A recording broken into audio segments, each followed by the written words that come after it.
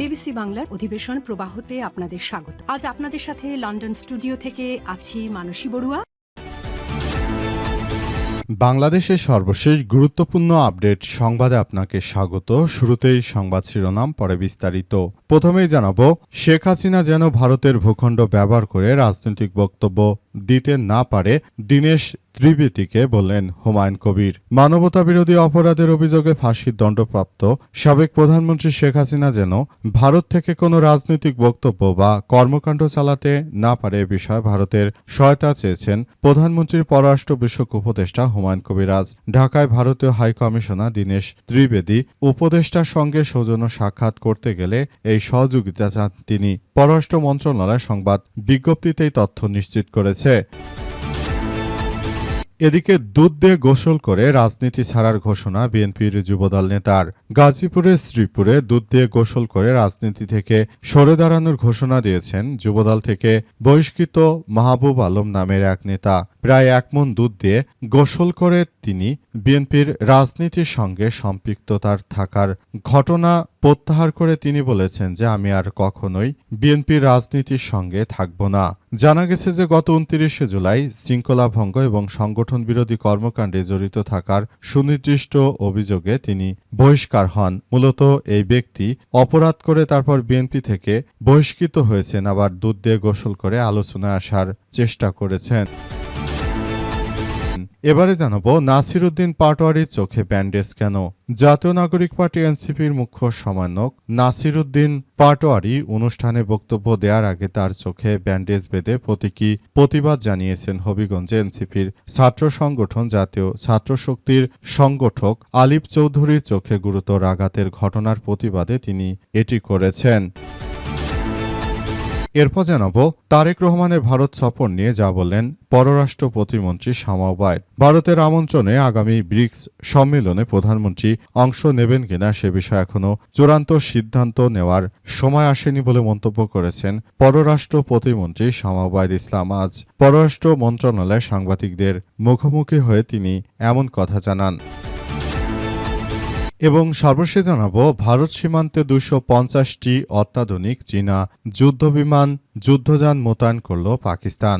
সামরিক সক্ষমতা ও শক্তি বাড়ানোর অংশ হিসেবে ভারতের সীমান্তবর্তী পূর্ব সেক্টরে 250টি চীনা তৈরি SH-15 ট্রাক মাউন্টেড সেলফ প্রোপেলার্ড বা হাউস টজার মোতায়েন করেছে পাকিস্তান। গোয়েন্দা সূত্রের বরাত থেকে জানা গেছে যে মূলত ভারতকে খণ্ড খণ্ড করতে পাকিস্তান পুরোদমে প্রস্তুতি নিচ্ছে। প্রিয় দর্শক, এতক্ষণ শুনছিলেন সংবাদ শিরোনাম, এবারে বিস্তারিত।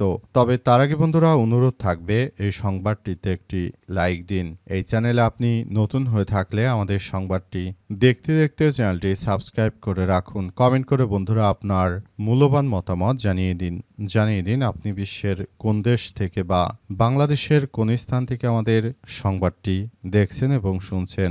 আর বন্ধুরা, সংবাদটি আপনার সোশ্যাল মিডিয়া ফেসবুকে শেয়ার করে বন্ধুদেরও দেখার সুযোগ করে দিন। গাজা যুদ্ধে আপনি যদি নিরীহ ফিলিস্তিনিদের ভালোবেসে থাকেন বন্ধুরা, কমেন্টে ইয়েস লিখে পুরো বিশ্ববাসীকে আমাদের এই তাজা আপডেটটি দেখার সুযোগ করে দিন। এবারে বিস্তারিত। নাসির উদ্দিন পাটোয়ারির চোখে ব্যান্ডেজ কেন?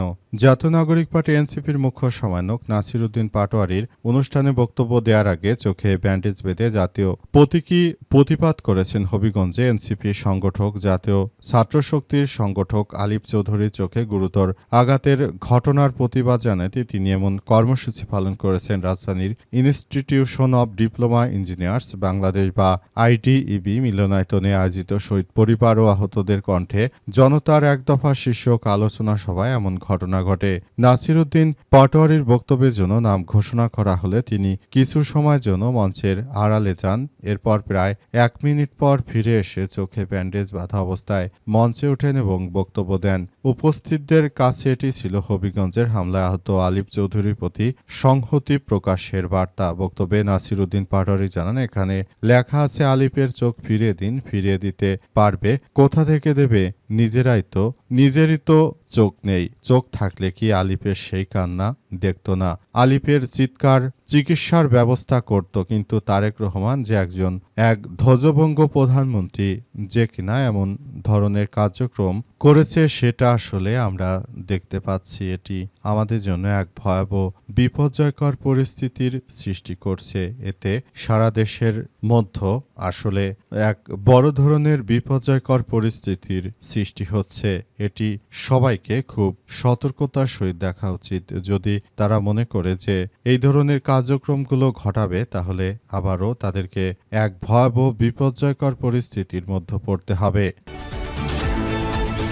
শেখ হাসিনা যেন ভারতের ভূখণ্ড ব্যবহার করে কোনো রাজনৈতিক বক্তব্য দিতে না পারে, দীনেশ ত্রিবেদীকে হুমায়ুন কবির। মানবতাবিরোধী অপরাধের অভিযোগে ফাঁসির দণ্ড পাওয়া সাবেক প্রধানমন্ত্রী শেখ হাসিনা যেন ভারত থেকে কোনো রাজনৈতিক বক্তব্য বা কর্মকাণ্ড চালাতে না পারে, সে বিষয়ে ভারতের সহযোগিতা চেয়েছে প্রধানমন্ত্রী তারেক রহমানের পররাষ্ট্র বিষয়ক উপদেষ্টা হুমায়ুন কবির। আজ ঢাকায় ভারতীয় হাইকমিশনার দীনেশ ত্রিবেদীর উপদেষ্টার সঙ্গে সৌজন্য সাক্ষাৎ করতে গেলে এই সহযোগিতা চান তিনি। পররাষ্ট্র মন্ত্রণালয়ের সংবাদ বিজ্ঞপ্তিতে এই তথ্য নিশ্চিত করেছে। বৈঠকে আলোচনার বিষয়বস্তু তুলে ধরে বিজ্ঞপ্তিতে বলা হয়েছে যে পলাতক শেখ হাসিনা 5 আগস্ট বক্তব্য রাখতে পারে। ইতিমধ্যে সোশ্যাল মিডিয়ায় সেই বিষয়টি ভাইরাল হয়েছে। আর শেখ হাসিনা যদি ভারতে বসে বাংলাদেশের বিরুদ্ধে এই ধরনের কার্যক্রম চালায়, তাহলে এটি ভবিষ্যতে আরও বড় ধরনের এক বিপর্যয়কর পরিস্থিতির সৃষ্টি হতে পারে। তাই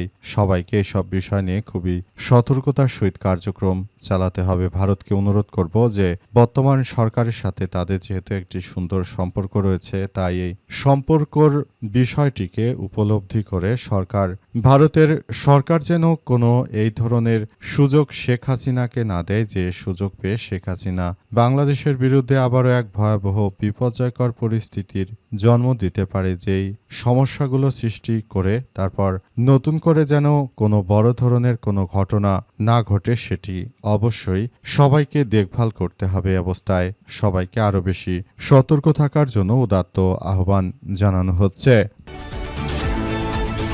দুধ দিয়ে গোসল করে রাজনীতি ছাড়ার ঘোষণা যুবদল নেতার। গাজীপুরের শ্রীপুরে দুধ দিয়ে গোসল করে রাজনীতি থেকে সরে দাঁড়ানোর ঘোষণা দিয়েছেন যুবদলের বহিষ্কৃত সন্ত্রাসী মাহবুব আলম নামের এক নেতা। প্রায় 1 মণ দুধ দিয়ে ওই দুধ নষ্ট করে তারপর মায়ের মাথায় হাত রেখে ভবিষ্যতে আর কোনো রাজনৈতিক দলের সঙ্গে সম্পৃক্ত না থাকার শপথ নেন তিনি। আজ বেলা 2টার দিকে শ্রীপুর উপজেলার গাজীপুর ইউনিয়নের দক্ষিণ ধনুয়া গ্রামে নিজ বাড়িতে এই ধরনের ঘটনা ঘটান। পরে এই ঘটনার ছবি ও ভিডিও সামাজিক যোগাযোগ মাধ্যমে শেয়ার করেন তিনি।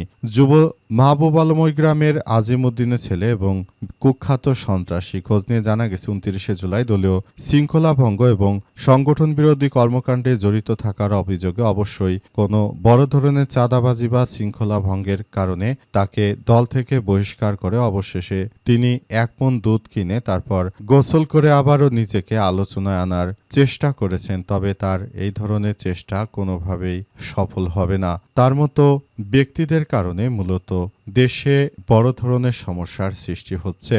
সুতরাং এদের মতো এইসব সন্ত্রাসী চক্ররা আসলে কোনোভাবেই যেন আর এই রাষ্ট্র কাঠামোকে ধ্বংস করতে না পারে, সেজন্য বিএনপিকে ধন্যবাদ এর মতো সন্ত্রাসীদেরকে দল থেকে বহিষ্কার করে দেওয়ার জন্য। কারণ এরাই মূলত সব থেকে বড় অপরাধী।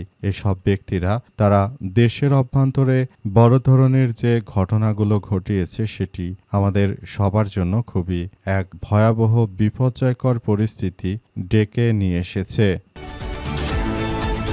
তারেক রহমানের ভারত সফর নিয়ে যা বললেন পররাষ্ট্র প্রতিমন্ত্রী শামাউবাদ ইসলাম। তারেক রহমানের ভারত সফর নিয়ে কথা বলেছেন বাংলাদেশের পররাষ্ট্র প্রতিমন্ত্রী শামাউবাদ ইসলাম। তিনি জানিয়েছেন যে আসলে তারেক রহমান ভারতে সফরে যাবেন কিনা সে বিষয় নিয়ে এখন পর্যন্ত আমরা কোনো আলাপ আলোচনা করে ঠিক করিনি। তিনি যাবেন কি যাবেন না, তার যাওয়ার বিষয়টি সম্পূর্ণভাবে আলাপ আলোচনা করে তারপর আপনাদেরকে জানানো হবে। ব্রিক্স সম্মেলনে যোগ দিতে তারেক রহমান ভারত আমন্ত্রণ জানিয়েছে। তবে তারেক রহমান তিনি ভারতে যাবেন কিনা সেসব বিষয় নিয়ে এখন পর্যন্ত আসলে বোঝা যাচ্ছে না। এ অবস্থায় সবাইকে আরো বেশি সতর্ক থাকার জন্য উদাত্ত আহ্বান জানানো হচ্ছে। সবাইকে বলা হচ্ছে যে যাতে করে এই ঘটনাগুলো আর না ঘটে এবং সবাইকে আরও বেশি সতর্ক থাকার জন্য উদাত্ত আহ্বান জানানো হয়েছে। দেশপ্রেমিক অনেক মানুষই বলছে যে ভারত আমাদের শত্রু। প্রধানমন্ত্রী তারেক রহমান, আপনি ভারতের সন্ত্রাসীদের আমন্ত্রণে ভারত যাবেন না।